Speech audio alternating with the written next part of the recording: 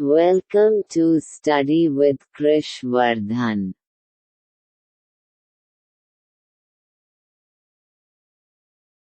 Hi everyone, welcome to Study with Keswadhan. In this video, we are reading about why do we fall ill for NTSC 2022-23, which is the third chapter of biology. हम लोग chemistry के आधे syllabus को ख़त्म कर चुके हैं. अब हम लोग बढ़े हैं बायोलॉजी की तरफ. उसके बाद फिजिक्स को हम लोग फिनिश करेंगे. उसके बाद मैथ, उसके बाद मेंटल एबिलिटी, उसके बाद मैथ के जो सिलेबस हैं उन पर हम लोग चलेंगे. और सबसे पहले हम लोग कॉन्सेप्ट को क्लियर करेंगे. Concept is power. कॉन्सेप्ट को क्लियर करके उसके बाद जो भी बची कन्फ्यूजन है उसको हम लोग क्वेश्चन सॉल्व करके उसको क्लियर करेंगे, जो भी कन्फ्यूजन है. तो चलिए इस वीडियो में हम लोग पढ़ते हैं कि कैसे हम लोग इल में फॉल हो जाते हैं, मतलब बीमारियों में कैसे हम लोग गिर जाते हैं और क्यों गिरते हैं. Why do we fall ill, किनके वजह से हम लोग को बीमारियां होती हैं. तो इस वीडियो में हम लोग यही सब समझने वाले हैं. इस वीडियो में कुछ नहीं करना है, ज़्यादा जो है इसमें रटने वाली कोई ऐसी चीज़ें नहीं हैं. कुछ टर्म हैं, इसमें ज़्यादा टर्म हैं जिनको हम लोग को समझना है. छोटे छोटे टर्म हैं लेकिन उनके डिफिनीसन है, उन्हीं को हम लोग को बस समझना है, लर्न करना है और उनके कुछ एग्जाम्पल्स देखने हैं. तो चलिए वीडियो को शुरू करते हैं. तो सबसे पहले हम लोग इल में फॉल होते हैं, मतलब बीमारियों में हम लोग गिरते हैं. तो बीमारियों में कैसे गिरते हैं? हेल्थ हम लोग का इंक्रीज होता है, डिक्रीज होता है. हम लोग का जो हेल्थ होता है वो कि तो बिगड़ता है कि तो सुधरता है. अगर हेल्थ बिगड़ेगा तभी हम लोग को डिजीज होंगे. तो हेल्थ और डिजीज में भी हम लोग डिफ्रेंशिएट करेंगे. तो सबसे पहले हम लोग समझते हैं कि हेल्थ होता क्या है.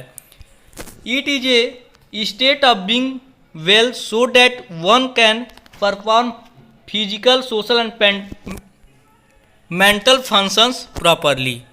इसमें होता क्या है, ये जो डिफिनीशन दिया गया हेल्थ का ये है अकॉर्डिंग टू WHO, मतलब वर्ल्ड हेल्थ ऑर्गेनाइजेशन. हेल्थ का जो डिफिनीशन ये है ये WHO के द्वारा दिया गया है, जिसमें बताया गया है ये ऐसा स्टेट होता है जिसमें एक इंडिविजुअल या एक व्यक्ति परफॉर्म फिजिकल, सोशल और मेंटल, उनके फिजिकल, सोशल और मेंटल के फंक्शन को देखा जाता है. अगर उनका दोनों ये जो फिजिकल, सोशल और मेंटल जो फंक्शन हो रहा है वो प्रॉपरली हो रहा है तो वही क्या है, वही हेल्दी है. वही व्यक्ति क्या है, हेल्दी है. समझ में आ रहा है आप लोग को, चीज़ें समझ में आ रही हैं. तो हेल्थ का यही डिफिनीशन है जो कि WHO के द्वारा दिया गया है. देखिए पहले जो इसका डिफिनीशन था उसको बस फिजिकल में देखा जाता था. अगर किसी व्यक्ति का फिजिकल जो है, फिजिकल फंक्शन जो हो रहा है वो प्रॉपरली हो रहा है तो उसको हम लोग हेल्दी पर्सन कहते थे. लेकिन ये बाद में आकर WHO ने कहा नहीं, बस हम लोग फिजिकली नहीं देखेंगे, हम लोग सोशली देखेंगे, फिजिकली भी देखेंगे और मेंटली भी देखेंगे. मतलब मानसिक और शारीरिक और सामाजिक, ये तीनों चीज़ों को हम लोग देखेंगे. अगर जो तीनों चीज़ों में जो जिसका फंक्शन प्रॉपरली होता होगा उसी को हम लोग क्या कहेंगे, हेल्दी पर्सन कहेंगे. एग्जाम्पल के लिए देखेंगे, we say a person is healthy if they can perform their body to day task very well.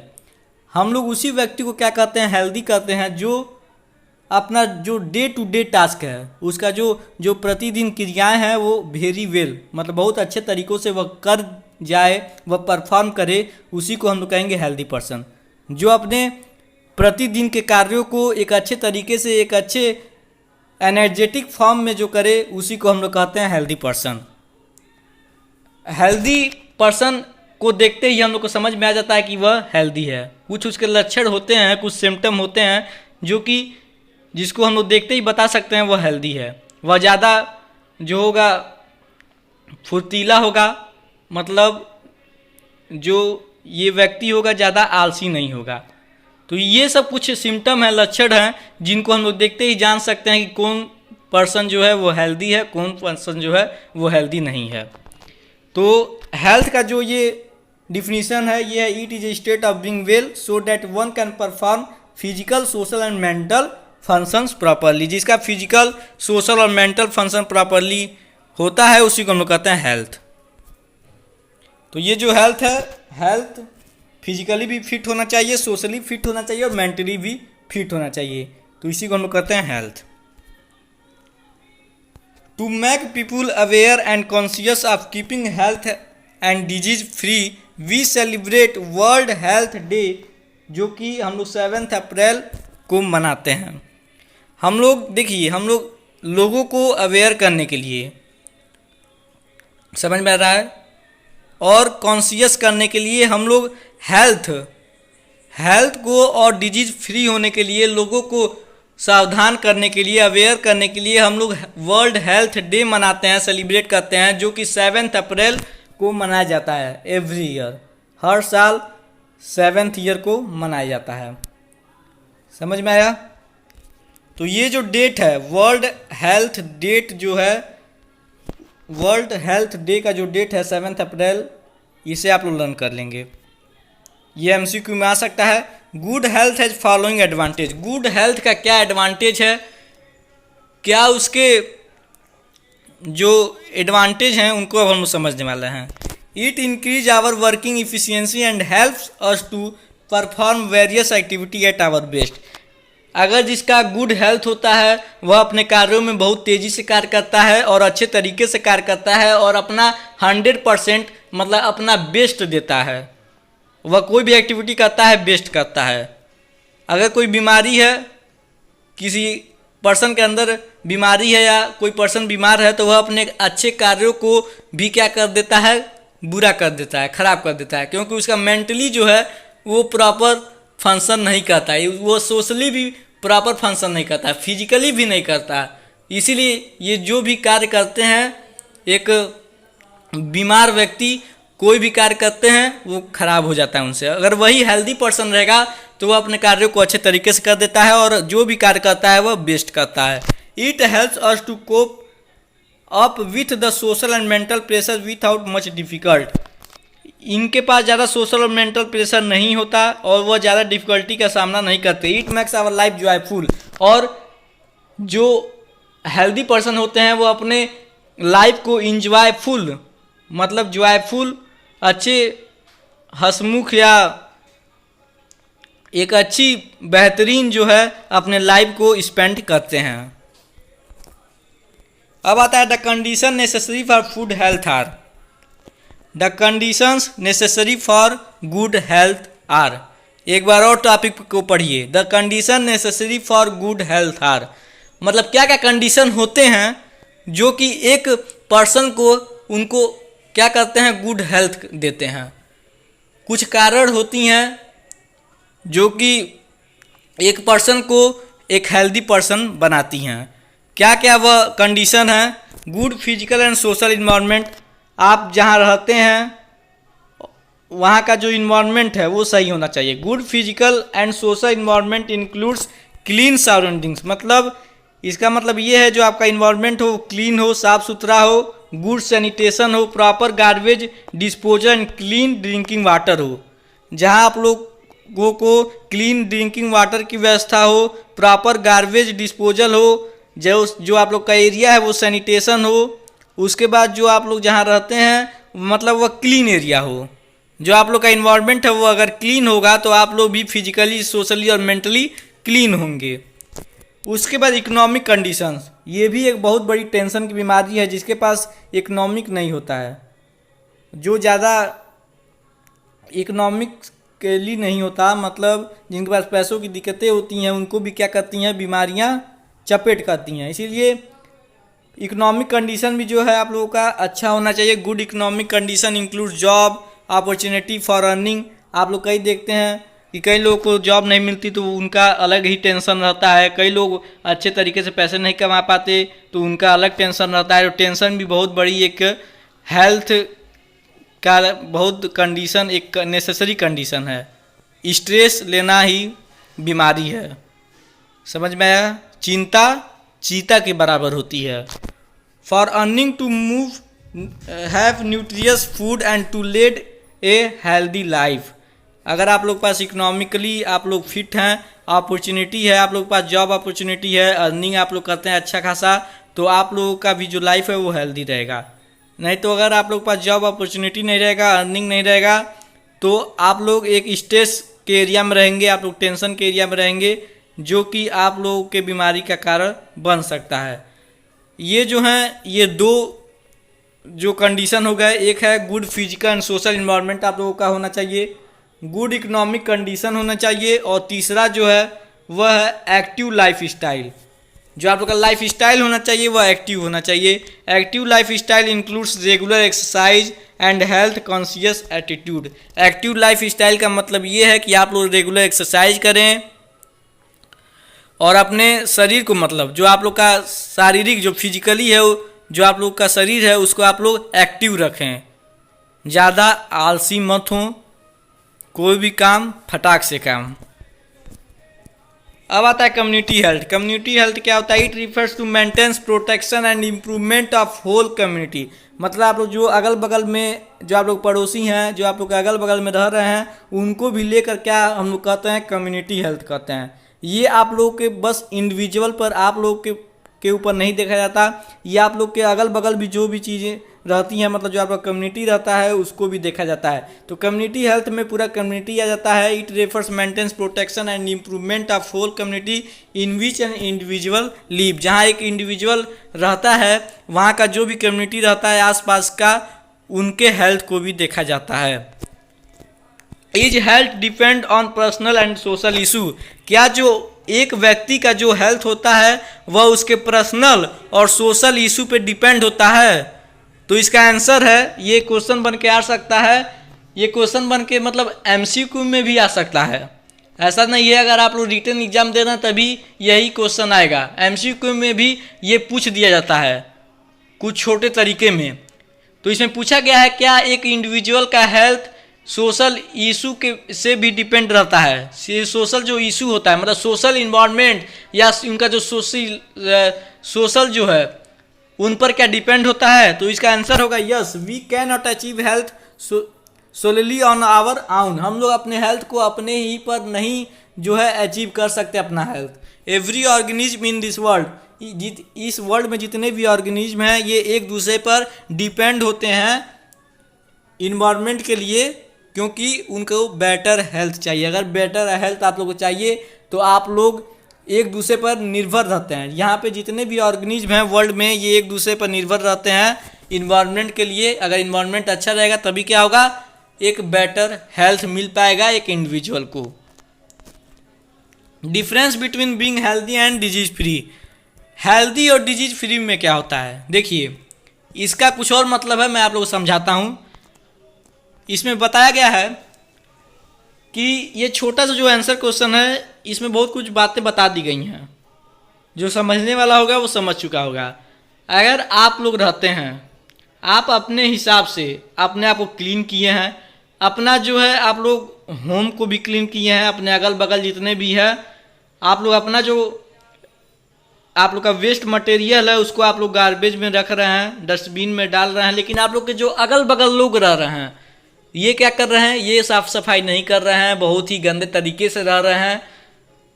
तो अगर आसपास आप लोग की गंदगी रहेगी तो आप लोगों के पास भी गंदगी आएगी, जिसके वजह से आप लोग क्या हो सकते हैं? बीमारी के शिकार हो सकते हैं, डिजीज के शिकार हो सकते हैं।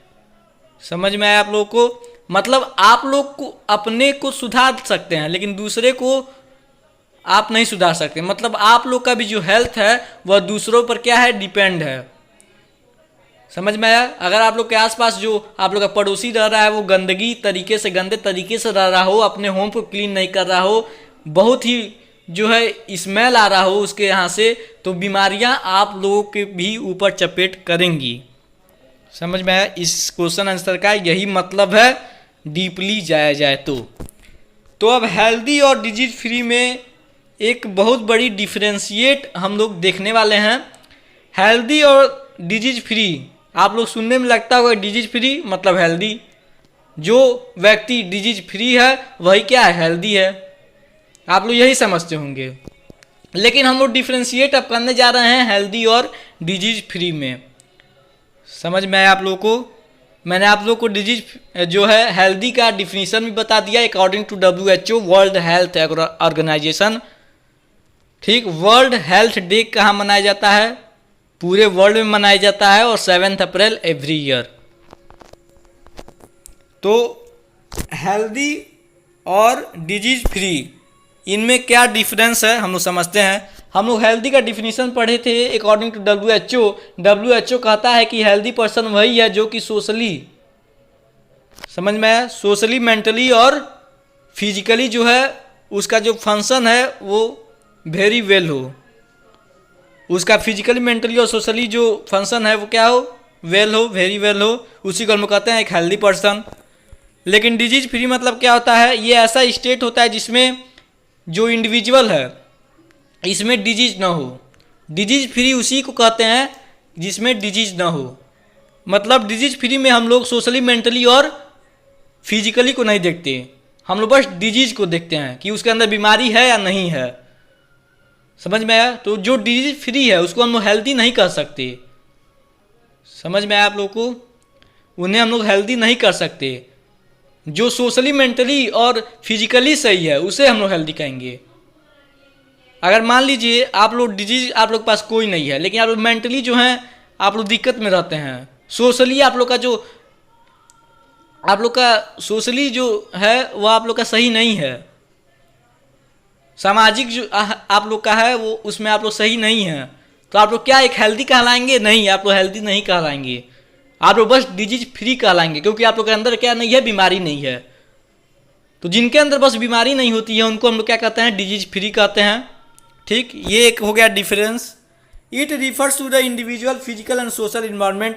ये जो हेल्दी होता है वो किस पे रिफ़र करता है, एक इंडिविजुअल पर रिफ़र करता है, फिजिकल पर रिफ़र करता है और सोशल इन्वायरमेंट पर रिफ़र करता है। और ये जो डिजीज फ्री है ये जो रेफ़र करता है ओनली इंडिविजुअल पर करता है, एक व्यक्ति पर क्या करेगा, डिजीज फ्री रेफ़र करता है। अब वहीं हेल्दी सोशल, इंडिविजुअल, फिजिकल पर क्या करता है, रेफ़र करता है। The individual has good health, energetic. जो हेल्दी होगा उसका जो हेल्थ होगा वो गुड हेल्थ होगा और वह एनर्जेटिक होगा। और वहीं जो डिजीज फ्री होता है, द इंडिविजुअल में है गुड हेल्थ और पुअर हेल्थ। जो डिजीज फ्री होता है उनका हेल्थ सही भी हो सकता है, नहीं भी सही हो सकता है, और जो हेल्दी होंगे वह क्या होते हैं, हेल्दी होते हैं और ये एनर्जेटिक होते हैं, समझ में आया। और जो डिजीज फ्री होते हैं मतलब जिन्हें हम कह सकते हैं वह डिजीज फ्री हैं। तो डिजीज फ्री का मतलब वह हेल्दी हो भी सकते हैं, नहीं भी हो सकते हैं, समझ में आया। अब डिजीज क्या होता है, मतलब बीमारी, आप लोग समझते होंगे, लेकिन इनका भी एक डिफिनीशन है जिसे हम लोग समझने वाले हैं। जो डिजीज होता है दोस्तों, ये it refers to any condition that disturb or modify the normal functioning of the living organism. जब हम लोग अनकंफर्टेबल फीलिंग करते हैं, जब हम लोग कंफर्टेबल जोन में नहीं रहते, तो ये ऐसा कंडीशन रेफर करता है जो हम लोग को डिस्टर्ब करता है। मॉडिफाई द नॉर्मल फंक्शनिंग, जो हम लोग का नॉर्मल फंक्शनिंग होता है वो नहीं होता। तो ये जो होता है यही क्या होता है, डिजीज होता है, जो कि हम लोग को अनकंफर्टेबल फीलिंग करवाता है, हम लोग को डिस्टर्ब करता है। जो हम लोग का नॉर्मल फंक्शनिंग होता है वह नहीं हो पाता है। तो ये जो है कुछ सिम्टम हैं डिजीज के, जिससे हम लोग को पता चलता है कि हम लोग कुछ बीमारियां हुई हैं, समझ में आया आप लोग को। What the disease look like, disease कैसा दिखता है। ये तो कोई आदमी है नहीं, चलेगा फिरेगा, हम लोग देख सकते हैं उसको, तो कैसा दिखता है वह, चलिए समझते हैं। When a person is affected by ये डिजीज, जब कोई पर्सन डिजीज से अफेक्ट होता है, आइदर द फंक्शनिंग और द अपीयरेंस ऑफ वन और more systems of the body will change for the worse. जो उनका बॉडी का फंक्शनिंग होता है या सिस्टम होता है, सिस्टम का जो फंक्शनिंग होता है वो क्या होता है, आलसी हो जाते हैं वो लोग, वह चेंज हो जाता है। This change give rise to symptom and sign of disease. ये जो चेंजेस होते हैं यही क्या होते हैं, यही सिम्टम होते हैं और साइन होते हैं डिजीज के। वही क्या कहते हैं, डिजीज के सिम्टम और साइन को देते हैं। On the basis of the symptom the physicians look for the sign of a particular diseases and conduct test to confirm the disease. तो सिम्टम के बेस पर जो फिजिशियंस होते हैं या डॉक्टर होते हैं आप लोग को सलाह देते हैं, एडवाइस देते हैं कि आप लोग जाइए टेस्ट करवाइए, और ये टेस्ट के जो होते हैं नेम लिख देते हैं। तो जब टेस्ट होता है, जब फिजिशियंस के द्वारा टेस्ट जब कंडक्ट कराया जाता है तो डिजीज़ का जो होता है कन्फर्मेशन होता है। जो डॉक्टर होते हैं जब आप लोग जाते हैं तो अपनी दिक्कतें को बताते हैं कि ये जो है दिक्कतें हो रही हैं, तो डॉक्टर समझ जा रहा है कि लग रहा है वही डिजीज है, तो उसको कंफर्म करने के लिए डॉक्टर क्या कराता है, टेस्ट कराता है कि वह जो मैं डिजीज को मैं मान रहा हूँ क्या वही डिजीज है कि कुछ अलग है। तो डॉक्टर क्या कराएगा, उस डिजीज को कंफर्म करने के लिए टेस्ट करवाता है आप लोगों से, या फिजिशियन जो होते हैं वो टेस्ट कराते हैं। टेस्ट कैसे होते हैं, जैसे कुछ टेस्ट के नेम आप लोगों को बता दूं। It give more definite indication, जो टेस्ट होते हैं ये बहुत ही सटीक जो है इंडिकेट करते हैं कि हाँ यही जो है बीमारी है, यही डिजीज है। आप the presence of a particular disease, particular disease का जो है इंडिकेशन इन्हीं टेस्टों के द्वारा होता है। It include laboratory test, ultrasound, ultrasound होता है आप लोग का, लेबोरेटरी टेस्ट होता है, अगर कुछ हड्डियों से दिक्कत है तो आप लोग का एक्सरे होता है। ऐसे कुछ टेस्ट के नेम हैं। सिम्टम ऑफ डिजीज, डिजीज का सिम्टम क्या होता है, symptom of diseases are the indication that we feel as being wrong, जो हम लोग रॉन्ग मतलब जो हम लोग जब हम लोग को डिजीज होता है जो हम लोग रॉन्ग फील करते हैं वही क्या होता है, डिजीज का सिम्टम होता है, लक्षण होता है। वही जो सिम्टम होते हैं वही इंडिकेट करते हैं उस डिजीज को। जैसे कि एग्जांपल हो गया कोल्ड, हेडक, लूज मोशन, जब हम लोग का लूज मोशन होता है डायरिया हो जाता है, हेडक होता है, या जब हम लोग का बॉडी जो होता है वो हीट हो जाता है तो हम समझ जाते हैं कि लग रहा है फीवर है। तो जो सिम्टम है, जो हीट हो रहा है हम लोग का बॉडी, जो ये लक्षण है ये क्या कर देता है, इंडिकेट कर दे रहा है उस डिजीज को, मतलब फीवर को क्या कर दे रहा है, इंडिकेट कर दे रहा है।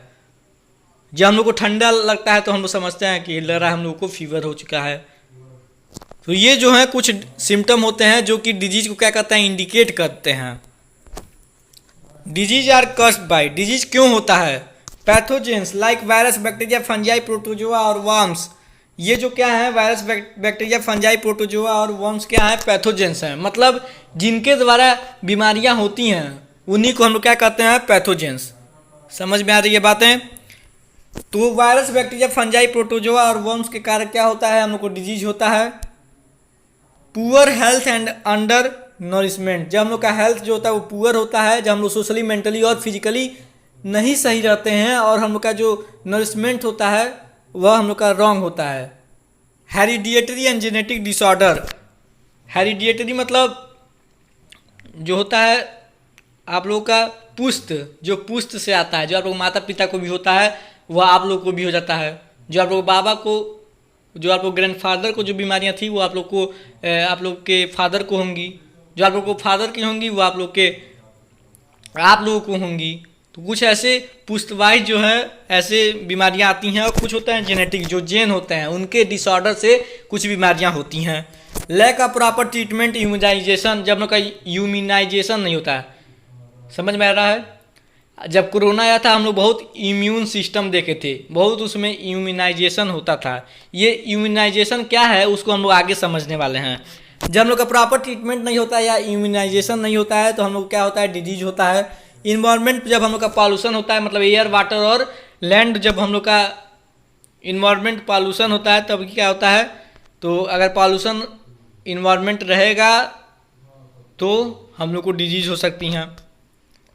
तो डिजीज के दो टाइप्स होते हैं दोस्तों, एक होता है एक्यूट डिजीज और एक होता है chronic disease.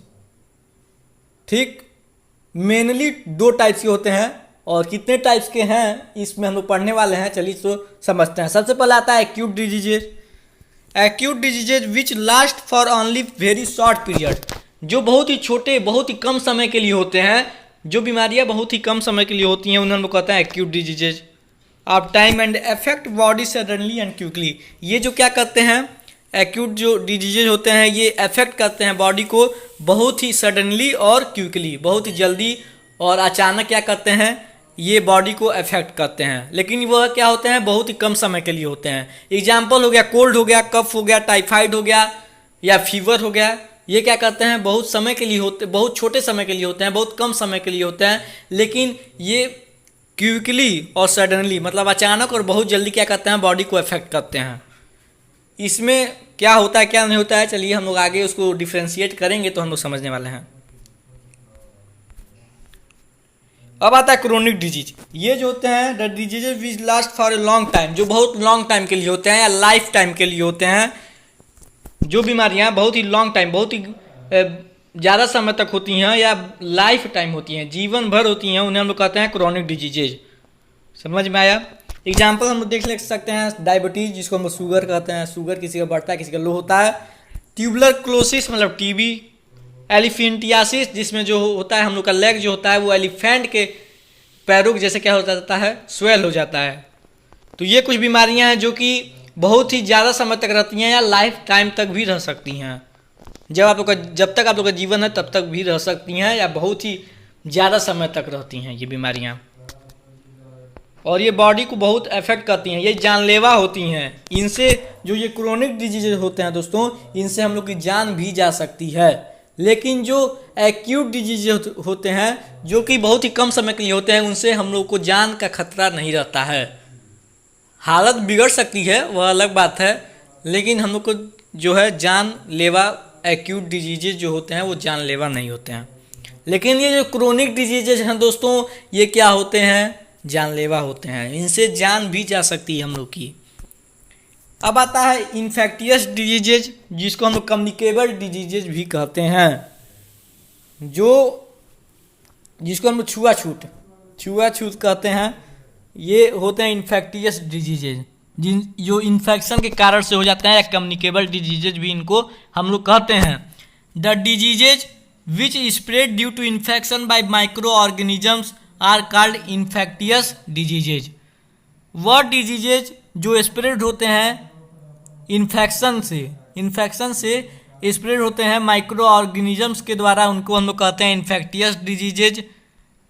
It is communicated from disease person to healthy person.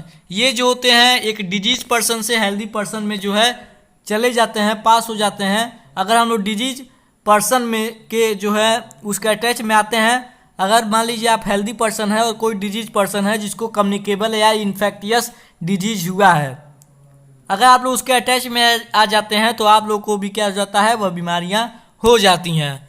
Cause by some biological agent, ये कुछ बायोलॉजिकल एजेंट के द्वारा होते हैं, जैसे कि पैथोजेंस मतलब जिनसे बीमारियां होती हैं, like virus, bacteria, fungi, protozoa, worms. ये सब क्या है, इनसे क्या होती है, कम्युनिकेबल या इन्फेक्टियस डिजीज होती है। एग्जाम्पल कोरोना भी क्या था, एक दूसरे से क्या होता था, फैलता था, स्प्रेड करता था। अगर हम लोग कुछ जिसको कोरोना हुआ रहता था उसके अटैच में आते थे तो हम लोग को भी क्या हो जाता था, कोरोना हो जाता था। ट्यूबुलर क्लोसिस मतलब जो टीबी होता है, अगर हम लोग किसी व्यक्ति को टीबी हुआ है और हम लोग उसके अटैच में आते हैं तो हम लोग को भी वह बीमारी हो जाती है। तो इन्फेक्टियस डिजीज जो स्प्रेड होते हैं, ये एक इन्फेक्शन होता है। इन्फेक्टियस डिजीज क्या होते हैं कि इन्फेक्शन होते हैं जो कि माइक्रो ऑर्गेनिजम्स के द्वारा क्या होते हैं, स्प्रेड होते हैं। जो किससे होते हैं, माइक्रो ऑर्गेनिजम्स के द्वारा होते हैं, जैसे कि bacteria, virus, fungi, protozoa, worms. ये जो हैं ये इन्फेक्टियस डिजीज के काज हैं। Non infectious disease, non communicable disease. Non infectious diseases को हम लोग नॉन कम्युनिकेबल डिजीज भी कहते हैं। The diseases which does not spread by contact between infected and healthy person. वह डिजीजेज जो कि किसी के कांटेक्ट में या किसी के अटैच में जो स्प्रेड नहीं होता है, जो एक हेल्दी पर्सन को, अगर कोई हेल्दी पर्सन जो है किसी डिजीज पर्सन से क्या हो जाता है, अटैच हो जाता है या कांटेक्ट में आ जाता है, तो उसे वह बीमारी नहीं होती है। एयर वाटर से वह क्या होता है, स्प्रेड नहीं होता है। तो जो बीमारियां एक दूसरे से कांटेक्ट में आकर नहीं होती हैं या जो एयर और वाटर से नहीं होती हैं, एयर वाटर में स्प्रेड नहीं करती हैं, उन्हें हम लोग क्या कहते हैं, नॉन इन्फेक्टियस डिजीज कहते हैं। एग्जाम्पल आप लोग देख सकते हैं, एरिथ्रिटीज, हार्ट डिजीजेज कुछ होते हैं, डायबिटीज़ मतलब जिसके बारे में अभी हम लोग बात किए, शुगर, हाइपर थायराइड्स, ये सब कुछ बीमारियां हैं जो कि नॉन इन्फेक्टियस डिजीजेज में आती हैं। किससे होती हैं, deficiency disease cause due to deficiency of nutrients, vitamins, nutrients के द्वारा। अगर हम लोग पास ज़्यादा मात्रा में न्यूट्रिएंट नहीं है और जो है विटामिन्स नहीं है, तो इन सब से क्या हो जाती हैं, ये बीमारियां हो जाती हैं। एग्जाम्पल आप लोग देखेंगे, ग्वाइटर।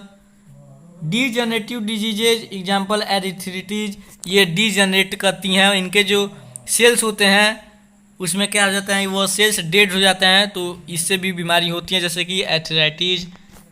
उसके बाद एलर्जी, हम लोग को जब एलर्जी होता है तभी भी वह क्या होता है, एक बीमारी के रूप में बदल जाता है, जो कि किस में आता है, नॉन इन्फेक्टियस डिजीज में आता है। कैंसर जो हम लोग को होता है, जैसे कि ल्यूकेमिया, ब्लड कैंसर को हम लोग ल्यूकेमिया कहते हैं, तो कैंसर भी क्या होता है, नॉन इन्फेक्टियस डिजीज होता है, क्योंकि यह एक दूसरे कॉन्टेक्ट में आकर स्प्रेड नहीं होता। अब आता है congenital diseases, the diseases present since birth, जो डिजीजेज जन्मजात होते हैं, cause due to genetic abnormalities और डिफेक्टिव डेवलपमेंट ऑफ एम्ब्रियो, जिन एम्ब्रियो का डेवलपमेंट नहीं हो पाता या जिनके में जेन की कमी हो जाती है, जेन एबनॉर्मेलिटीज हो जाते हैं, और जो बीमारियां जन्मजात होती हैं उन्हें हम लोग कहते हैं कॉन्जेनिटल डिजीजेज। एग्जाम्पल आप लोग देखेंगे, हेमोफिलिक, बहुत ही बीमारी, ये अच्छा बीमारी नहीं है, कोई बीमारी अच्छा नहीं होता। और पोलियो होता है कई बच्चों को, तो इनमें क्या होता है, ये एम्ब्रियो क्या हो जाते हैं, इनका डेवलप नहीं हो पाता है, और इनमें जो जेनेटिक होता है वो एबनॉर्मेलिटीज हो जाता है, और ये जन्मजात बीमारी होती हैं, जिनको हम लोग क्या कहते हैं, कॉन्जेनिटल डिजीजेज। ठीक, तो हम लोगों ने कौन कौन से डिजीजेज के बारे में पढ़ा, तो जो डिजीजेज होते हैं, जो टाइप्स ऑफ डिजीजेज होते हैं, वह कितने टाइप्स के होते हैं, 5 टाइप्स के होते हैं। एक होता है एक्यूट डिजीजेज, जो बहुत ही शॉर्ट टाइम्स के लिए रहता है और बॉडी को अफेक्ट बहुत ही सडनली और क्विकली कर देता है।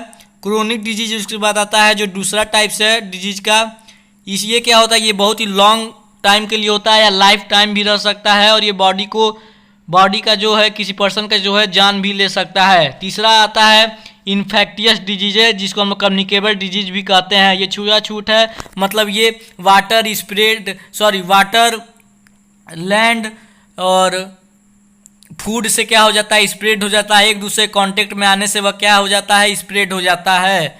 अगर कोई हेल्दी पर्सन है, वह एक डिजीज पर्सन अनहेल्दी पर्सन से क्या हो जा रहा है, कांटेक्ट में आ जा रहा है, तो उसे भी क्या हो जाता है, ये डिजीजेज हो जाती हैं। उसके बाद नॉन इन्फेक्टियस डिजीज आता है, जिसको हम नॉन कम्युनिकेबल डिजीज भी कहते हैं। और जो फिफ्थ है वो है कॉन्जेनिटल डिजीज। ये क्या हो जाता है, ये जन्मजात बीमारी जो होते हैं उन्हें हम लोग कहते हैं कॉन्जेनिटल डिजीज। समझ में आया? अब हम लोग समझते हैं कि difference between infectious and non infectious disease. Infectious या कम्युनिकेबल और नॉन इन्फेक्टियस या नॉन कम्युनिकेबल डिजीजेज में क्या डिफरेंस है, इन्फेक्टियस और नॉन इन्फेक्टियस डिजीजेज में क्या डिफरेंस है, चलिए इन्हें समझते हैं।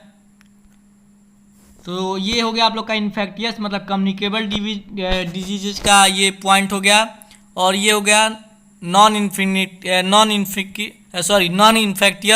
या नॉन कम्युनिकेबल डिजीज का ये जो है पॉइंट हो गया। मेरी बातें कभी कभी जो होती हैं वो अटक जाती हैं, ऐसा क्यों होता है समझ नहीं आता। अगर आप लोग कोई सजेशन देना चाहते हैं तो कमेंट करें। तो चलिए अब इन्फेक्टियस मतलब कम्युनिकेबल डिजीजेज और नॉन इन्फेक्टियस मतलब नॉन कम्युनिकेबल डिजीजेज के डिफरेंस को समझते हैं। तो ऑलरेडी हम लोगों ने इन्फेक्टियस मतलब कम्युनिकेबल डिजीज और नॉन इन्फेक्टियस मतलब नॉन कम्युनिकेबल डिजीज के बारे में हम लोग पढ़ चुके हैं, लेकिन इनमें डिफरेंस क्या है। तो जो इन्फेक्टियस डिजीज मतलब जो कम्युनिकेबल डिजीज होते हैं, the disease spread from one person to another, ये one person to another person में क्या होते हैं, स्प्रेड होते हैं। मतलब अगर हम लोग डिजीज पर्सन से क्या हो जाए, कांटेक्ट में आ जाएं और हम लोग के पास कोई जो है बीमारी नहीं है, तो उसके जो बीमारी हुई होगी मतलब जो उसे कम्युनिकेबल डिजीज हुआ होगा वह हम लोग के अंदर भी आ जाएगा, स्प्रेड होते हैं ये। और जो नॉन कम्युनिकेबल डिजीज होते हैं ये this not spread from one person to another, ये स्प्रेड नहीं होते, फैलते नहीं हैं एक पर्सन से दूसरे पर्सन में। This are cause due to pathogens like virus, bacteria, fungi, worms, इन सब के द्वारा जो है ये कम्युनिकेबल डिजीज जो होते हैं वो कॉज होते हैं। नॉन इन्फेक्टियस डिजीज जो होते हैं this could be cause due to deficiency, cancer, degeneration, injury और मेटाबॉलिक डिसऑर्डर्स। मतलब डिफिशियंसी से होता है, विटामिन के डिफिशियंसी, प्रोटीन्स के डिफिशियंसी से हम लोग को बीमारियां होती हैं। डीजनरेशन होता है, इंजरी हो जाता है, हम लोग कुछ घाव मतलब जो हम लोग चोट वोट लग सकती हैं। मेटाबॉलिक और डिसऑर्डर से भी हम लोग को ये बीमारियां होती हैं। कौन बीमारियां? नॉन इन्फेक्टियस डिजीज, मतलब नॉन कम्युनिकेबल डिजीज। और ये जो इन्फेक्टियस डिजीज होते हैं ये क्रोनिक भी हो सकते हैं और एक्यूट भी हो सकते हैं, मतलब ये ज़्यादा टाइम भी ले सकते हैं, मतलब ज़्यादा टाइम तक भी रह सकते हैं। ये जो इन्फेक्टियस डिजीज हैं मतलब non communicable diseases communicable diseases जो हैं ये लॉन्ग पीरियड टाइम तक भी रह सकते हैं और शॉर्ट पीरियड टाइम तक भी रह सकते हैं। समझ में आया आप लोगों को? एग्जाम्पल हम लोग इसका देखेंगे। कॉमन कोल्ड, ये क्या है? ये शॉर्ट पीरियड टाइम तक रहता है, मतलब ये कौन सा बीमारी है? एक्यूट डिजीजेज है। और एग्जाम्पल और है टीबी। टीबी क्या है बताइए? टीबी इन्फेक्टियस मतलब कम्युनिकेबल डिजीज है, लेकिन टीबी क्या है? क्रोनिक डिजीज भी है। टीबी क्या रहता है? लॉन्ग पीरियड ऑफ टाइम रहता है या लाइफ टाइम रहता है। तो इसीलिए जो इन्फेक्टियस मतलब कम्युनिकेबल डिजीज होते हैं ये क्रोनिक डिजीज भी हो सकते हैं और एक्यूट डिजीज भी हो सकते हैं। और जो नॉन इन्फेक्टियस डिजीज होते हैं प्राइमरी बाई क्रोनिक नेचर। जो नॉन इन्फेक्टियस डिजीज मतलब नॉन कम्युनिकेबल डिजीजेज जो होते हैं ये क्रोनिक होते हैं। ये कौन से डिजीज होते हैं? क्रोनिक डिजीज होते हैं। ये क्रोनिक डिजीज के अंदर में आते हैं। एग्जाम्पल हम लोग देखेंगे क्वाशियोर, ठीक, कैंसर, ये सब किस में आते हैं? ये क्रोनिक डिजीज में आते हैं, क्योंकि ये लॉन्ग पीरियड ऑफ टाइम रहते हैं ये, या लाइफ टाइम भी रह सकते हैं ये, ठीक। ये जो बीमारियां होती हैं ये लॉन्ग पीरियड ऑफ टाइम रहती हैं या लाइफ टाइम भी रह सकती हैं। तो नॉन इन्फेक्टियस मतलब नॉन कम्युनिकेबल डिजीजेज जो होते हैं ये क्रोनिक होते हैं नेचर में, और जो कम्युनिकेबल डिजीज होते हैं ये एक्यूट डिजीज भी हो सकते हैं। और कौन से डिजीज? एक्यूट डिजीज और क्रोनिक डिजीज भी हो सकते हैं। एग्जाम्पल आप लोग इसका देख लेंगे। कम्युनिकेबल डिजीज का एग्जाम्पल है कॉमन कोल्ड और टीबी, और भी कई जो हैं, फीवर हो गया, ये भी एक क्या है? ये कम्युनिकेबल डिजीज ही है। कोरोना वायरस हो गया। और नॉन इन्फेक्टियस डिजीज जो होते हैं एग्जाम्पल आप लोग देख लेंगे क्वाशियोर, कैंसर, ये सब क्या हैं? ये सब नॉन इन्फेक्टियस या नॉन कम्युनिकेबल डिजीजेज हैं। पैथोजेंस, पैथोजेंस क्या होते हैं? द डिजीज कजिंग ऑर्गेनिज्म, जो डिजीज ऐसे ऑर्गेनिज्म जो कि बीमारियां देती हैं, बीमारियां के वह क्या होते हैं? कारण होते हैं। ऐसे ऑर्गेनिज्म जो बीमारी देती हैं या बीमारियां की कारण होती हैं उन्हें हम लोग क्या कहते हैं? पैथोजेंस। एग्जाम्पल हम लोगों ने देखा कौन से एग्जाम्पल थे? फंजाई था, बैक्टीरिया रहते हैं, वायरस रहते हैं, वर्म्स रहते हैं, ये सब क्या होते हैं? ये सब पैथोजेंस हैं। और इन्हें हम लोग इन्फेक्शंस एजेंट्स के नाम से भी जानते हैं। जो पैथोजेंस होते हैं इन्हें हम लोग इन्फेक्शंस एजेंट्स भी कहते हैं, मतलब इनके वजह से क्या होती है? बीमारियां होती हैं। वायरस हो गए, बैक्टीरिया हो गए, फंजाई हो गए, वर्म्स हो गए, ये सब क्या हैं? ये सब पैथोजेंस हैं और ये इन्फेक्शंस एजेंट भी हैं।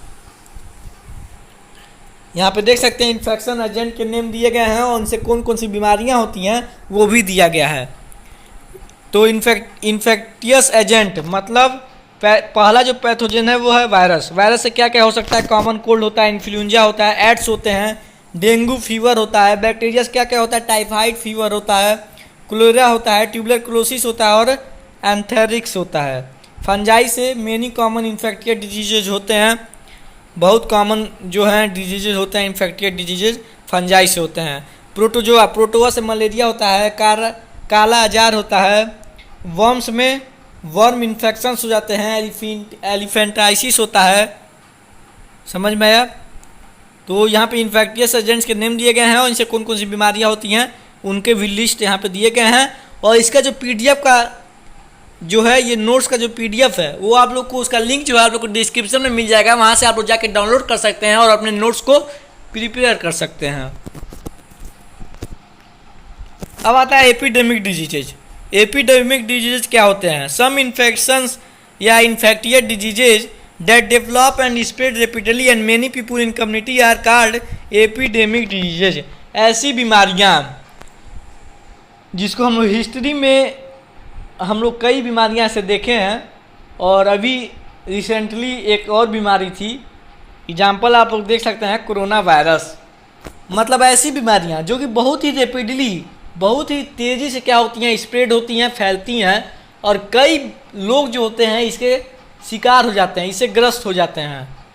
तो ऐसी बीमारियां को, ठीक, मतलब इन्हीं का जो होता है उस समय शोध चलता है, जहाँ देखो इन्हीं का चर्चा होता है।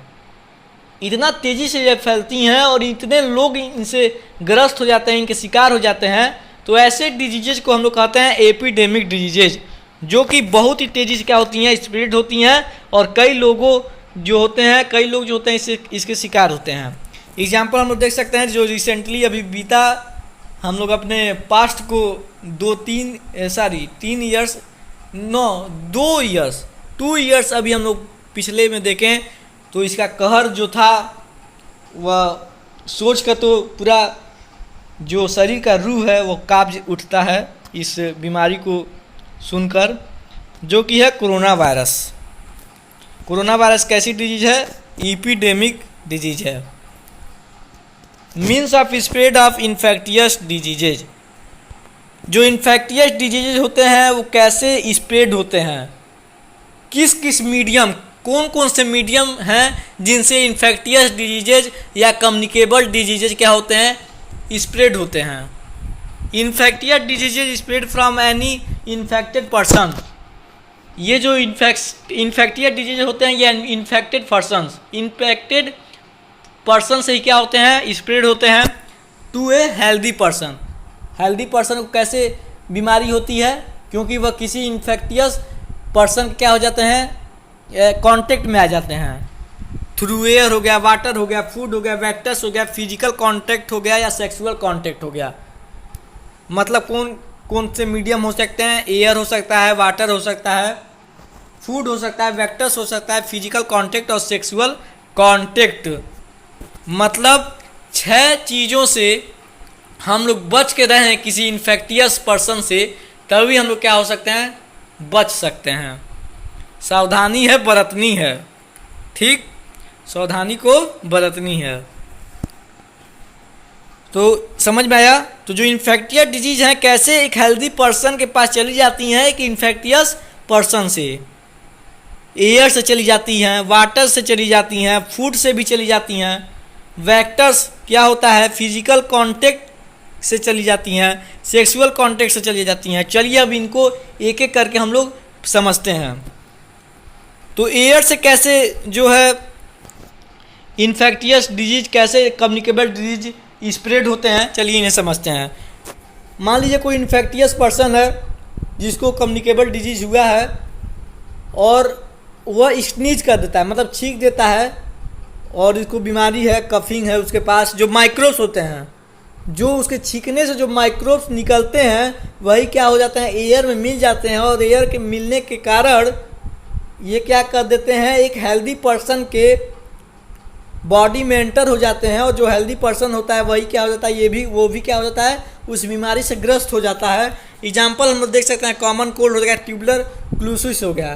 ट्यूबुलर क्लूसिस मतलब जो टीबी जिसको हुआ रहता है उससे भी बच कर रहना चाहिए, क्योंकि अगर वह स्नीज कर दे तो आप लोगों को भी होने का चांस रहता है। निमोनिया हो गया, ये सब जो बीमारियां हैं ये कैसी बीमारियां हैं, ये एयर से, ये कैसी बीमारियां, इन्फेक्टियस डिजीजेज हैं, मतलब कम्युनिकेबल डिजीजेज हैं, जो कि एयर से, मतलब इनका जो मीडियम होता है वह एयर से ये हो सकती हैं। अब आता है वाटर, कैसे वाटर से जो है डिजीजेज का स्प्रेडिशन होता है, कैसे डिजीज जो होते हैं वो स्प्रेड होते हैं बाय वाटर या through water. The microbes enter into our body by drinking, eating polluted and contaminated water. अगर हम लोग पॉल्यूटेड वाटर को ड्रिंक करते हैं तो हम लोग के बॉडी में वह क्या होते हैं, वह माइक्रोब्स क्या हो जाते हैं, एंटर कर जाते हैं, और हम लोग को भी क्या कर देते हैं, उस बीमारी से ग्रस्त कर देते हैं, ठीक, like cholera, amoeba, dysentery etcetera, ये सब जो हैं बीमारियां हैं, जोन कोलेरा, एमेबिक, डिसेंट्री, ये सब क्या है, ये वाटर से फैलने वाली इन्फेक्टियस डिजीज के नेम हैं। अगर हम लोग कोई पॉल्यूटेड वाटर जो होता है उसको हम लोग ड्रिंक कर देते हैं, या किसी का जूठा पानी हम लोग ड्रिंक कर लेते हैं, या जूठा भोजन किसी का हम लोग खा लेते हैं, फूड को हम लोग कंज्यूम कर लेते हैं किसी के जूठे भोजन को, तो इससे भी क्या हो जाती हैं, बीमारियां फैल सकती हैं। अब आता है वेक्टर्स।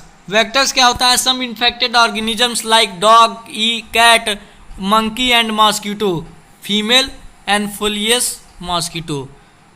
मतलब जो जीव जंतुओं में तो हम लोग भी आते हैं, लेकिन जो एनिमल्स में हम लोग भी आते हैं, लेकिन ऐसे ऑर्गेनिज्म जैसे like dog, cat, monkey, mosquito, इन सब से अगर जो बीमारियां फैलती हैं हेल्दी पर्सन में, तो उसको हम लोग कहते हैं vectors. When they bite them like rabies, malaria, dengue, yellow fever etcetera. अगर वो हम लोग को काट देते हैं तो हम लोग को रेबीज हो जाता है, मलेरिया हो सकता है, डेंगू हो सकता है, येलो फीवर हो सकता है। इन सब से भी हम लोग क्या हो सकते हैं, ये ऐसे डिजीज हैं जो कि dog, eat, cat, monkey, mosquito से क्या होते हैं, स्प्रेड होते हैं। तो जो organisms like dog, cat, monkey, mosquito से क्या होता है, स्प्रेड होते हैं, उनको हम लोग क्या कहते हैं, वेक्टर्स कहते हैं। अब सेक्सुअल कॉन्टेक्ट, मतलब सेक्सुअल कॉन्टेक्ट का जो शॉर्ट फॉर्म होता है उसको हम लोग STD से भी रिप्रेजेंट करते हैं। तो सेक्सुअल कॉन्टेक्ट से कैसे जो है स्प्रेड होता है कोई इन्फेक्टियस डिजीज, मतलब कोई कम्युनिकेबल डिजीज कैसे स्प्रेड होते हैं। Syphilis AIDS spread by sexual contact. जो एड्स होता है वो सेक्सुअल कॉन्टैक्ट से क्या होता है, स्प्रेड होता है with infected person. Infected person, कोई सेक्सुअल आप लोग कॉन्टैक्ट करते हैं, अगर इन्फेक्टियस कोई पर्सन है तो अगर आप लोग सेक्सुअल कॉन्टैक्ट करते हैं तो आप लोग को भी क्या हो जाता है, वो बीमारियां हो जाती हैं। AIDS virus can also spread through blood. जो एड्स वायरस होते हैं, जो एड्स के जो वायरस होते हैं, जिससे एड्स क्या होता है, एड्स नाम वाली जो बीमारियां होती हैं वो होती हैं। अगर वो एड्स वाली जो बीमारी होती है, एड्स किससे होता है, एक वायरस से होता है। उस वायरस के नेम को हम लोग देखेंगे। तो अगर वह एड्स के जो वायरस होते हैं दोस्तों, वह ब्लड से भी क्या कर सकते हैं, स्प्रेड कर सकते हैं। ट्रांसफ्यूजन हो जाता है from the mother to her child during pregnancy. जैसे कि एक मदर के प्रेगनेंसी के दौरान एक चाइल्ड को क्या होता है, स्प्रेड हो जाता है थ्रू ब्रेस्ट फीडिंग। और जो ब्रेस्ट फीडिंग होता है, मतलब जो जब मदर जो है दूध अपने बच्चे को पिलाती है, उससे भी क्या होता है, सेक्सुअल कॉन्टैक्ट से या उससे भी क्या होता है, चाइल्ड को एड्स हो सकता है, क्योंकि वह ब्लड से भी क्या होता है, ट्रांसफ्यूजन होता है। जो एड्स होता है वो ब्लड से भी क्या होता है, स्प्रेड होता है। अब आता है फिजिकल कॉन्टैक्ट। फिजिकल कॉन्टैक्ट से कैसे जो है बीमारियां फैल सकती हैं। Some disease spread when we use the cloth, food etcetera. हम लोग अगर किसी के फूड को कंज्यूम करते हैं, किसी के क्लॉथ को हम लोग क्या करते हैं, यूज करते हैं, कोई इन्फेक्टेड पर्सन है, उसके क्लॉथ, उसके फूड को हम लोग यूज करेंगे, तो उससे भी क्या हो जाता है, उसके फिजिकल कॉन्टैक्ट में अगर हम लोग आएंगे तो उससे भी क्या हो जाता है, नॉन इन्फेक्टियस मतलब कम्युनिकेबल डिजीजेज हो जाते हैं। एग्जाम्पल हम लोग देखेंगे स्कैबियस, फंगल इन्फेक्शन, ये सब जो हैं ये फिजिकल कॉन्टैक्ट से आने से इनकी जो है बीमारियां हो जाती हैं।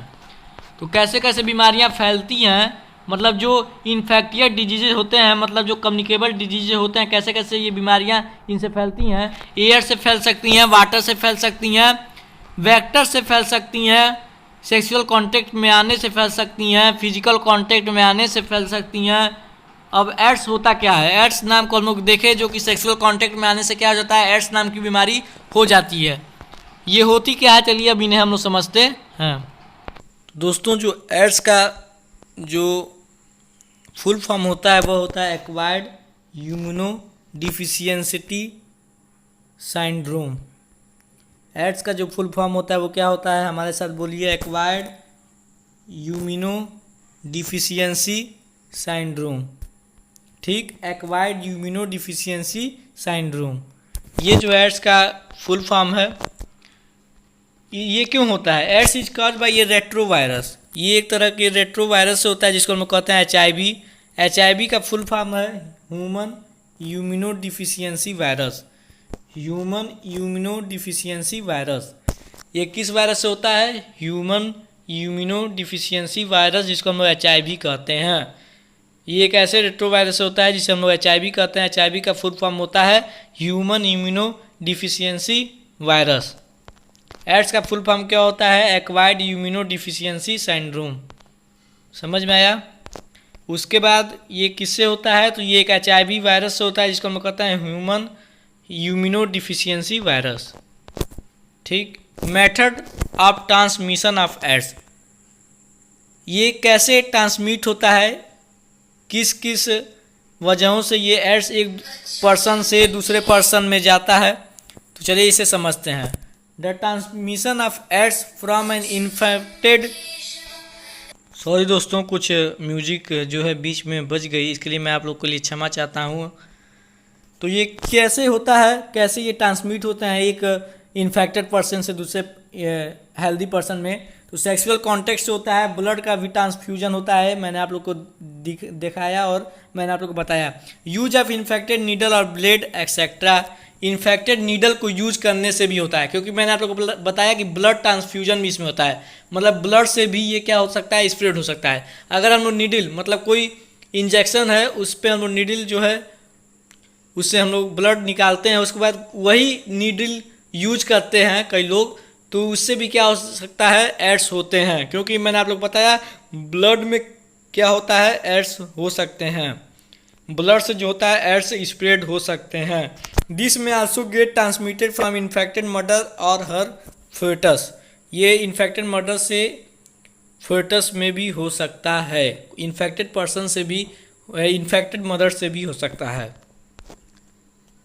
प्रिवेंशन, क्या है रास्ता बचाव के लिए, avoid transfusion of infected blood, infected blood को ट्रांसफ्यूजन करने से अवॉइड करें। This can be done by testing whether the blood in HIV negative और नॉट, ये टेस्टिंग से पता चलता है कि उस ब्लड में HIV प्रेजेंट है, सॉरी HIV निगेटिव है या पॉजिटिव है। अगर निगेटिव रहेगा तो आप लोग क्या है, एड्स है। जिनका ब्लड में HIV मतलब ह्यूमन इम्यूनो क्या होता था बताइए, ह्यूमन इम्यूनो डिफिशियंसी वायरस अगर निगेटिव रहेगा तो वह पर्सन में क्या है, एड्स है। समझ में आया?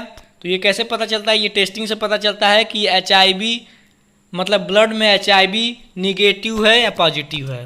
अगर निगेटिव रहेगा तो एड्स रहेगा आप लोगों को। Always use disposable needle and syringe, आप लोग डिस्पोजल नीडल और सिरिंज को यूज करें हमेशा। Avoid sexual contact with unknown person से सेक्सुअल कॉन्टैक्ट से दूर रहें। Avoid the same razor used in the salon, salons में आप लोग देखते हैं सेम रेजर जो है यूज करते हैं, सैलूनर जो होता है वो सेम रेजर को यूज करते हैं, तो उसको आप लोग अवॉइड करें, सेम रेजर को यूज नहीं करें।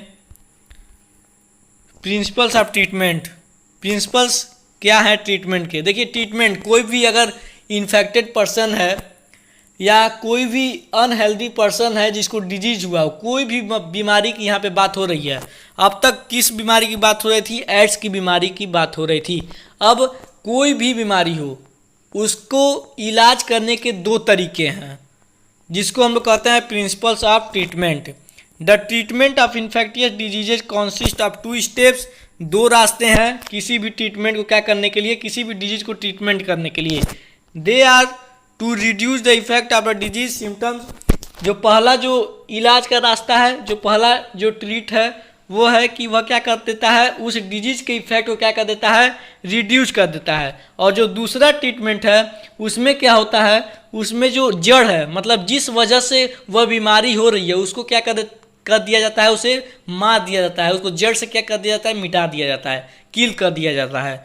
तो किसी भी डिजीज को ट्रीट करने के लिए 2 रास्ते होते हैं कि तो उसके इफेक्ट को, जो डिजीज है उसको इफेक्ट को क्या कर दिया जाता है, रिड्यूस कर दिया जाता है, उसके सिम्टम्स को रिड्यूस कर दिया जाता है। और जो सेकंड जो प्रिंसिपल ऑफ ट्रीटमेंट है, इससे बहुत क्वेश्चन आता है दोस्तों, और जो सेकंड प्रिंसिपल ऑफ ट्रीटमेंट है उसमें क्या कर दिया जाता है, जो जड़ है, मतलब जिसके वजह से वह डिजीज हो रही है उसको क्या कर दिया जाता है, उसको किल कर दिया जाता है। जिस माइक्रोब से या जिस माइक्रो ऑर्गेनिज्म से वह बीमारी हो रही है उस माइक्रो ऑर्गेनिज्म को या उस माइक्रोब को क्या किया जाता है, किल कर दिया जाता है।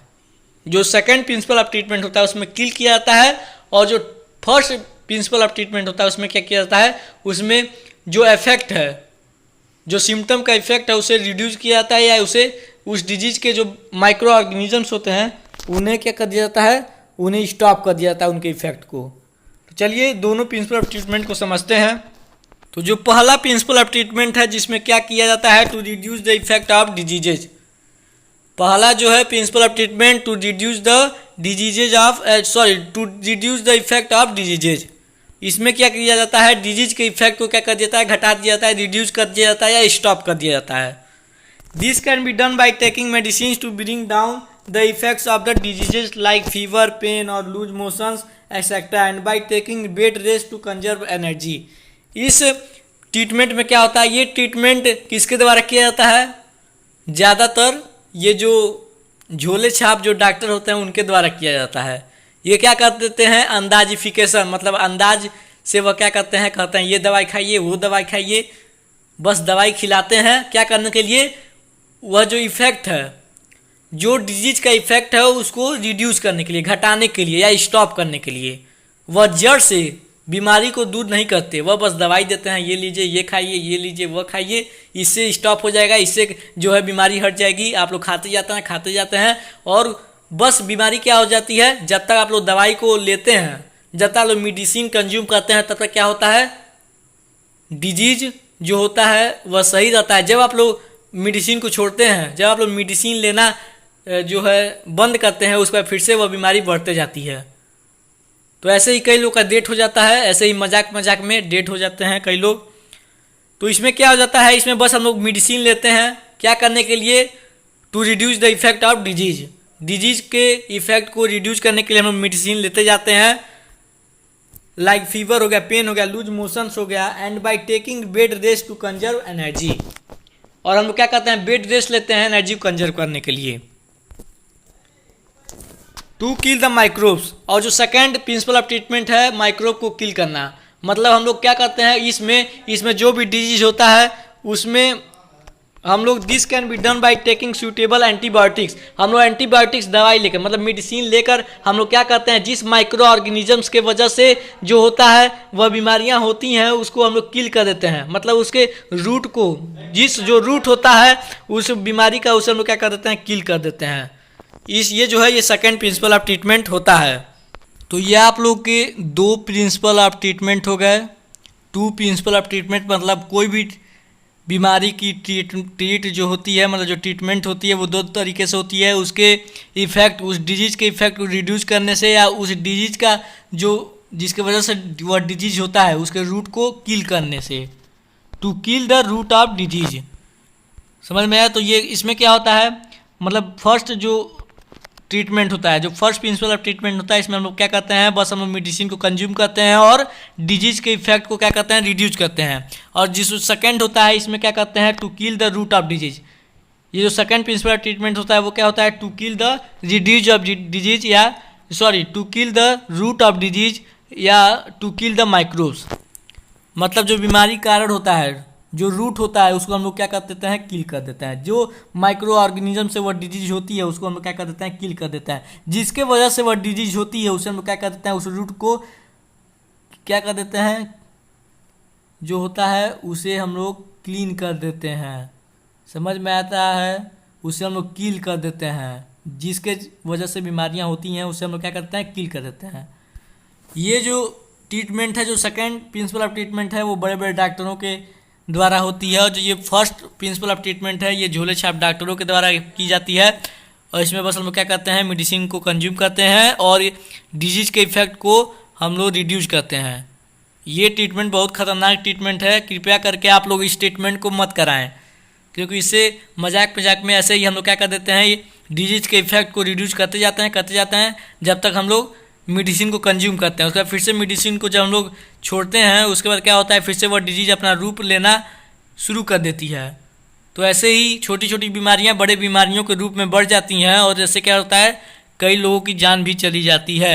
तो कृपया करके ये जो फर्स्ट प्रिंसिपल ऑफ ट्रीटमेंट है, to reduce the effect of disease, ऐसा ट्रीटमेंट आप लोग मत कराएं। To kill the root of disease, मतलब जो सेकेंड प्रिंसिपल ऑफ ट्रीटमेंट है, to kill the root of disease या टू किल द माइक्रोब्स, मतलब जो डिजीज का रूट है उसको आप लोग किल करिए। जिसके वजह से वह डिजीज हो रही है उसको क्या कीजिए, किल कीजिए। समझ में आया। अगर कोई कांटेदार पौधा है उसको बड़े होने से पहले ही उसको जड़ से उखाड़ दीजिए, क्योंकि वह बड़ा हो जाएगा तो कई लोगों को चुभ सकती है। समझ में आया। तो इससे बढ़िया जब छोटी छोटी बीमारियां हैं उसी को क्या कीजिए, रूट से उसे किल कर दीजिए, बड़े मत होने दीजिए उस बीमारी को। हाउ टू क्यूर डिजीज, कैसे हम लोग डिजीज को क्यूर कर सकते हैं, कैसे देखभाल कर सकते हैं डिजीज का। To cure diseases specific medicine are use kill the microbes, ऐसा हम लोग स्पेसिफिक ऐसा मेडिसिन लें कि उस माइक्रोब को क्या करे, किल कर दे। समझ में आया? मतलब ये इसमें हम लोग फर्स्ट जो देखते थे to reduce the effect of disease, इसमें हम लोग क्या करते थे, बस डिफरेंट टाइप के हम लोग क्या करते थे, मेडिसिन को कंज्यूम करते थे, अंडाजिफिकेशन चलता था। इसमें हम लोग क्लियर नहीं था कि हम लोग क्या होता है, इसमें हम लोग डिजीज के रूट को नहीं जान पाते थे। लेकिन अगर वही हम लोग डिजीज के जो रूट है उसको पता करके हम लोग मेडिसिन का सेवन करें, मेडिसिन को कंज्यूम करें, तब ऐसे क्या होता है, ऐसे हम लोग डिजीज को क्यूर कर सकते हैं। यही सही तरीका है। आप लोग एक अच्छे डॉक्टर के पास जाएं, उससे पता करें कि हमें दिक्कत क्या है, अपने दिक्कतों को बताएं और वह डॉक्टर उस बीमारी के रूट को पकड़ेगा। उसके बाद आप लोग क्या करेगा, ऐसा मेडिसिन देगा जिससे आप लोग को क्या होगा, मेडिसिन खाने से वह रूट मतलब जो बीमारी हो रही है आप लोगों को, उसका जो रूट है जिसके वजह से हो रही है उसको क्या करेगा, किल कर देगा, मार देगा। तो some medicine are antibacterial medicine को यूज करके क्या कर सकते हैं हम लोग, डिजीज का क्यूर कर सकते हैं, कर सकते हैं। ठीक, अब आता है एंटीबायोटिक। एंटीबायोटिक क्या होता है, this drugs are use to kill और stop the growth of bacteria in the body. ये जो ड्रग्स होता है, मतलब ये जो मेडिसिन होते हैं, ये किसके काम आते हैं, to kill the bacteria, bacteria kill करने के लिए या उसके ग्रोथ को स्टॉप करने के लिए ये जो ड्रग्स हैं ये काम में आते हैं। This drugs are very specific means they and work only against bacterial infections. ये बैक्टीरियल इन्फेक्शंस के अगेंस्ट ये क्या करते हैं, वर्क करते हैं। एग्जाम्पल हो गया, हम लोग एग्जाम्पल देख सकते हैं, पेंसिलिन, टेट्रासिलिन, सेफिक्सिमाइन एक्सेट्रा। हम लोग एंटीबायोटिक कब लेते हैं, जब हम लोग को रूट मतलब उस डिजीज का रूट हम लोग को पता चल जाता है तब।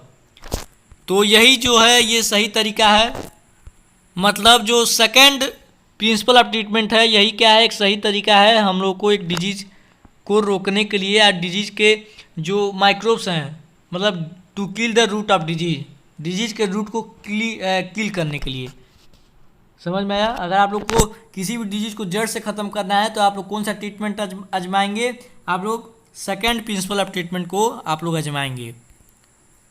तो एंटीबायोटिक्स ऐसे ड्रग्स होते हैं जो कि बैक्टीरिया को क्या करते हैं, उनके ग्रोथ या उनको किल कर देते हैं, उनके या ग्रोथ में स्टॉप ला देते हैं। This drugs are very specific means they are work only against bacterial infection. ये एक बैक्टीरियल इन्फेक्शन के अगेंस्ट ही क्या करते हैं, वर्क करते हैं। एग्जाम्पल आप लोग देख सकते हैं, पेंसिलिन, टेट्रासिलिन और सेफिक्सिमाइन, ये सब हैं, ये एग्जाम्पल हैं। चलिए अब आगे हम लोग समझते हैं कि कैसे कितने टाइप के एंटीबायोटिक होते हैं, कौन कौन सी दवाइयाँ होती हैं, इनको अब हम लोग समझते हैं। तो जो पहला मेडिसिन है वो आता है एंटीवायरल मेडिसिन। इसमें क्या होता है दोस्तों, this drugs are used against viral infection. ये जो ड्रग्स होते हैं, ये जो मेडिसिन होते हैं वो वायरल इन्फेक्शन के अगेंस्ट आते हैं। वायरल इन्फेक्शन को रोकने के लिए इन मेडिसिन को यूज किया जाता है, जो कि है एंटीवायरल मेडिसिन।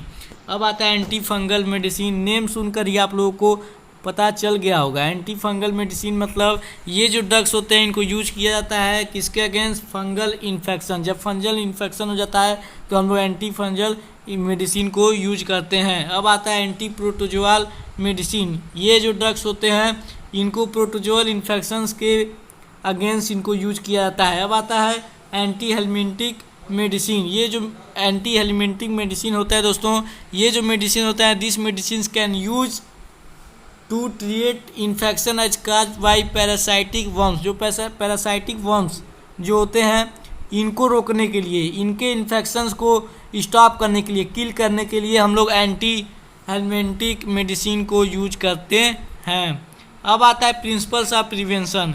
हम लोग कैसे जो है बीमारियों को रोक सकते हैं, प्रिवेंशन कर सकते हैं, उनका कैसे हम लोग इलाजों के दौरान उनको रोक सकते हैं। तो यहाँ पे एक स्टेटमेंट दिया है, prevention is better than it's cure. देखिए जो प्रिवेंशन होता है वो क्यूर से बेटर होता है। इससे बढ़िया हम लोग दवाई खा डिजीज का क्यूर करें, उसको स्टॉप करने में लगे रहें। इससे बढ़िया हम लोग प्रिवेंशन करें। हम लोग क्या करें, प्रिवेंशन करें। समझ में आ रहा है। प्रिवेंशन जो होता है दोस्तों वह 2 टाइप का होता है। प्रिवेंशन मतलब मैं आप लोग को बता दूं, इससे बढ़िया हम लोग बिना दवाई खाए क्या करें, प्रिवेंट कर दें, उस बीमारी को हम लोग रोक दें। क्योर करने के बजाय हम लोग इससे बढ़िया उस बीमारी का प्रिवेंशन करें, मतलब उस बीमारी को हम लोग रोक दें कुछ ऐसे कार्यों से जिसके बारे में हम लोग आगे बात करने वाले हैं। मतलब दवाई खा हम लोग उस बीमारी को हम लोग रोकने के बजाय हम लोग उस प्रिवेंशन करके कुछ चीज़ों को प्रिवेंट करके हम लोग क्या कर सकें, उस बीमारी को हम लोग रोक सकें। समझ में आया? समझ में आ रहा है आप लोगों को? किसी काम करने से क्या कर सकें, हम लोग उस बीमारी को रोक सकें, बजाय हम लोग दवाई खा उस बीमारी को रोकें। तो जो प्रिवेंशन है, prevention is better than it's cure. Prevention जो होता है एनी डिजीज किसी भी डिजीज का prevention is better than it's cure. समझ में आया? तो कैसे हम लोग प्रिवेंट कर सकते हैं? तो 2 टाइप्स जो है प्रिवेंशन होते हैं इन्फेक्टियस डिजीज में। एक होता है जनरल वे ऑफ प्रिवेंशन, एक होता है स्पेसिफिक वे ऑफ प्रिवेंशन। तो जनरल वे ऑफ प्रिवेंशन में क्या होता है और स्पेसिफिक वे ऑफ प्रिवेंशन में क्या होता है। जनरल वे ऑफ प्रिवेंशन मैं आप लोग को आगे बता चुका हूँ। मतलब ये जो चीज़ें होती हैं, जैसे हम लोग अपने आसपास क्लीननेस रखें, अपने इन्वायरमेंट को साफ़ रखें, हम लोग जहाँ रह रहे हैं उसको साफ़ रखें, अपना पर्सनल हाइजीन करें, मतलब अपने नेल को, अपने जो शरीर है उसको हम लोग क्या कर रहे हैं, साफ़ सुथरा क्लीन रखे रहें। तो यही जो है ये जनरल वे में आते हैं। ये जो आते हैं, ये सब जो चीज़ें आती हैं ये जनरल वे ऑफ प्रिवेंशन में आती हैं। स्पेसिफिक वे ऑफ प्रिवेंशन में क्या होता है, जनरल वे ऑफ प्रिवेंशन आप समझ गए। इस चैप्टर का कुल मिला जुला के पढ़ने का यही मतलब है, ये इस चैप्टर से हम लोग यही जानने वाले हैं कि हम लोग क्या क्या करके हम लोग बीमारियों से बच सकते हैं। तो हम अपने इन्वायरमेंट को साफ रख सकते हैं। ड्रिंक जो है, वाटर जो हम लोग ड्रिंक करते हैं उसको हम लोग क्लीन वाटर ड्रिंक कर सकते हैं। क्लीन फूड हम लोग ड्रिंक करें, अपने इन्वायरमेंट को क्लीन रखें, हम लोग पर्सनल हाइजीन करें। ये सब जो है ये जनरल वे ऑफ प्रिवेंशन में आती हैं। स्पेसिफिक वे ऑफ प्रिवेंशन क्या होता है, इसमें क्या होती हैं, they are disease specific measures which are use to fight them. It is done by immunization. Immunization आप लोग कोरोना के दौरान, कोरोना एपिडेमिक के दौरान आप लोगों ने देखा कि कोरोना वायरस कहते थे लोग कि जिसका इम्यून सिस्टम स्ट्रांग है उसको कोरोना नहीं हो रहा है, जिसका इम्यून सिस्टम कमज़ोर है उसका क्या हो रहा है, कोरोना उसको हो रही है। तो ये इम्यून सिस्टम क्या होता है, प्रतिरोधक क्षमता है। तो हम लोग इसका इम्यूनाइजेशन कराते हैं। इसमें होता क्या है दोस्तों, this is the process of introduce A weekend pathogen inside the body. देखिए ये पोलियो का जो आता है, आप लोग देखते हैं इंजेक्शन आता है बच्चों को लगता है, तो उसमें होता क्या है, पोलियो के ही कुछ वायरस या कुछ पैथोजेन वायरस जो होते हैं वो कुछ वीक वायरस होते हैं। लेकिन वह किसके वायरस होते हैं, पोलियो के ही वायरस होते हैं। पोलियो में जो वायरस जो है मौजूद होते हैं वही क्या होता है, उससे थोड़ा वीक पैथोजेन या वीक वायरस जो है उसको इंजेक्शन में लिया जाता है और वही जब हम लोग के बॉडी में चला जाता है, वही जब हम लोग के इम्यून सिस्टम में चला जाता है, जब बॉडी में हम लोग की वही वायरस चली जाती है तो हम लोग का जो बॉडी होता है वो सहने लायक हो जाता है। तो हम लोग का बॉडी क्या कर सकता है, उस जो वायरस जाता है उसको कंट्रोल कर सकता है। समझ में आया? आप लोग जो कोरोना वैक्सीनेशन कराए हैं, कोरोना जो वैक्सीनेशन हुआ है दोस्तों, उसमें कोरोना वायरस ही जो है उसमें रखे गए हैं। लेकिन वह वायरस कैसे हैं, वह वायरस जो कोरोना के वायरस हैं लेकिन वह कमज़ोर वायरस होते हैं और वही क्या किया गया है, उसी से वैक्सीनेशन किया गया है, कोरोना का वैक्सीनेशन किया गया है। तो जब वैक्सीनेशन होता है तो उसी के द्वारा क्या होता है, कोरोना के वायरस जाते हैं लेकिन वह कैसे वायरस होते हैं, वीक होते हैं। वो कैसे वायरस होते हैं, वीक होते हैं। और जब वही कोरोना के वायरस चले जाएंगे हम लोग के बॉडी में तो जो इम्यून सिस्टम होगा, मतलब जो हम लोग का प्रतिरोधक जो क्षमता होता है वह क्या कर सकता है, उस वायरस को अब क्या कर सकता है, कंट्रोल कर सकता है। क्योंकि ऑलरेडी हम लोग के बॉडी में वह वायरस जा चुकी है, किससे जा चुकी है, वैक्सीनेशन से जा चुकी है। इसलिए जो पोलियो का वैक्सीनेशन होता है या जो हम लोग रिसेंटली जो कोरोना का वैक्सीनेशन कराए हैं उसमें क्या होता है, कोरोना वायरस या पोलियो के वायरस ही उसमें रहते हैं। लेकिन वह वायरस कैसे वायरस होते हैं, वीक होते हैं।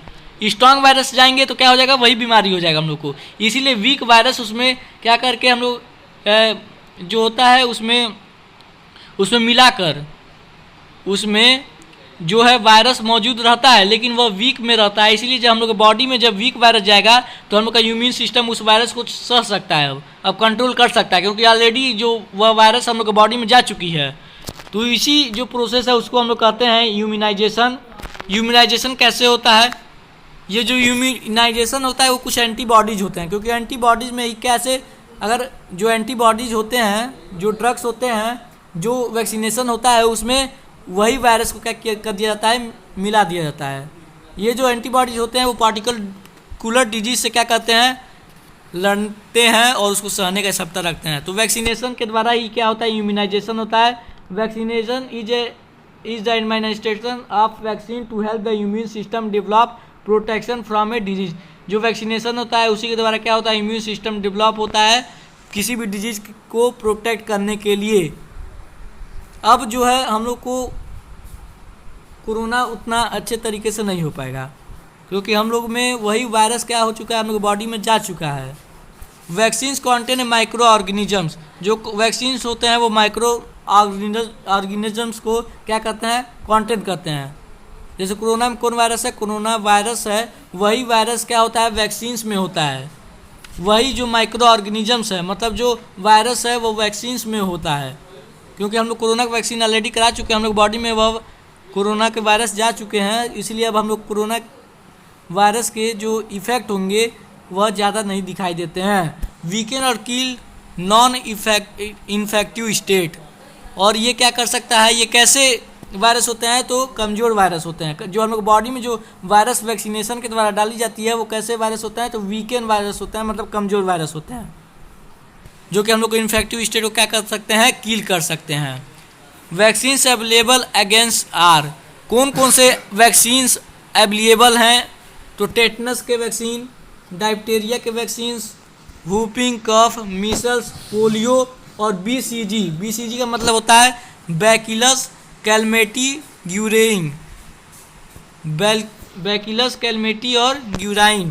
बीसीजी का फुल फॉर्म होता है bacillus Calmette Guerin, used against prevention of TB, जिसको हम लोग क्या कर सकते हैं, क्या करते हैं हम लोग, प्रिवेंशन करते हैं टीबी के दौरान। टीबी के दौरान इसको यूज किया जाता है, जिसका नेम है बीसीजी, एक तरह का वैक्सीनेशन है जिसको टीबी के दौरान क्या किया जाता है, यूज किया जाता है। जब हम लोग को टीबी, किसी को टीबी होता है तो बीसीजी नाम का जो है वैक्सीनेशन यूज किया जाता है, वैक्सीन्स यूज किया जाता है, बीसीजी का वैक्सीनेशन होता है। समझ में आया, बीसीजी वैक्सीन क्या किया जाता है, टीबी के दौरान यूज किया जाता है। अगर किसी को टीबी होता है कौन सा वैक्सीन दिया जाता है, बीसीजी। बीसीजी का फुल फॉर्म क्या होता है, बैसिलस कैलमेटी ग्यूरेइन। ठीक, कौन कौन से वैक्सीन प्रेजेंट हैं, तो टेटनस के वैक्सीन प्रेजेंट हैं, डायप्टेरिया के प्रेजेंट हैं, यूपिंग कफ के प्रेजेंट हैं, मीसल्स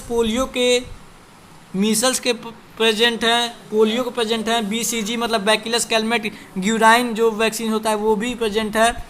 तो ये जो वैक्सीन्स हैं ये जो हैं प्रेजेंट हैं, अवेलेबल हैं इंडिया में। द स्मॉल पॉक्स वैक्सीन भी प्रेजेंट है, जो कि इन्वेंटेड हुआ था 1796 by Edward Jenner. Smallpox vaccine, इसको आप लर्न कर लेंगे। कब ये इन्वेंटेड हुआ था, तो 1796 में हुआ था। ठीक, कब इसका इन्वेंशन हुआ था, तो 1796 में हुआ था। किसके द्वारा हुआ था, तो एडवर्ड जेनर के द्वारा हुआ था, कई बार पूछा जाता है। समझ में आया, द स्मॉल पॉक्स वैक्सीन किसके द्वारा इन्वेंशन इसका हुआ था, तो एडवर्ड जेनर के द्वारा हुआ था। कब हुआ था, तो 1796 में हुआ था। तो दोस्तों आप लोग का यही वीडियो जो होता है फिनिश होता है, और हम लोग why do we fall ill chapter को अच्छे तरीके से फिनिश कर चुके हैं। और इसका जो नोट्स का जो पीडीएफ है उसका लिंक आप लोग डिस्क्रिप्शन मिल जाएगा, वहाँ से जाकर डाउनलोड कर सकते हैं। और अगला जो चैप्टर है उसका आप लोग ज़्यादा इंतज़ार नहीं करना पड़ेगा, कल तक वह एक नई वीडियो फिर से डाली जाएगी। प्रिपरेशन अब स्टार्ट होगा, अब तो असली मज़ा शुरू हो रही है। अब आप लोग स्टार्ट कीजिए। ये जो 2022 का जो एनटीएससी का एग्ज़ाम था वो अभी तक नहीं हुआ है, और स्टेज फर्स्ट भी एग्ज़ाम अब तक नहीं हुई है। तो आप लोग आराम से तैयारी कीजिए, सुकून से तैयारी कीजिए, क्योंकि इस बार एग्ज़ाम होंगी और लेट से होंगी तो समय भी है अच्छे तरीके से। तो चलिए अब असली जो रिवोल्यूशन है एनटीएससी का अब शुरू होगा। चलिए अब शुरू करते हैं असली मज़ा को। और अब जो है वीडियो अच्छी तरीके से अब एक वे में जो है डलनी पोस्ट होंगी और डेली जो है वीडियो पोस्ट होंगी। तो इस वीडियो को सपोर्ट करें और चैनल को सपोर्ट करें। अब तक सब्सक्राइब नहीं किया तो प्लीज़ सब्सक्राइब दी चैनल। और कोई दोस्त आपका एनटीएससी का प्रिपरेशन कर रहा है तो उसे भी इस चैनल के बारे में बताएं, इस चैनल को शेयर करें। जय हिंद, जय भारत। अगर वीडियो पसंद आई तो लाइक करें, अपने दोस्तों में शेयर करें और सब्सक्राइब करें। बहुत बहुत धन्यवाद।